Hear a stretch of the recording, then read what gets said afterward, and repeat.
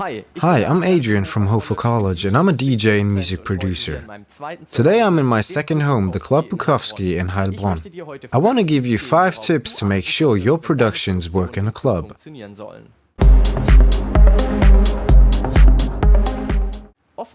The bass range is often mixed too loud.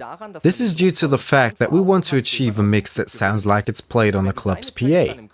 Once you're actually played in the club though, the bass will be way too loud and the important elements of the song are lost. Make sure that your mix is well balanced.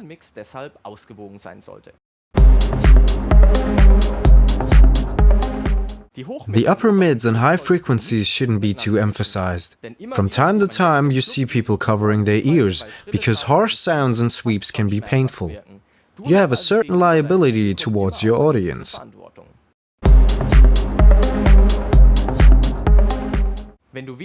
If you don't have a lot of experience with your tracks in the club, just ask the owner whether you're allowed to go into the club before the show. Now you can listen to your tracks and get a feel for the sound and fix some problems if they occur.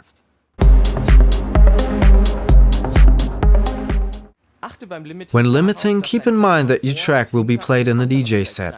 The transitions shouldn't have huge level differences. If your song's too quiet, it might get kicked out of a set.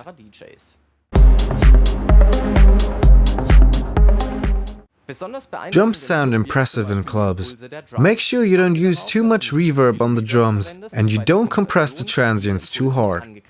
This will lead to a washed-out sound that lacks punch. If you're interested in learning how to produce your own music and how to mix it professionally, you should take a look at our courses.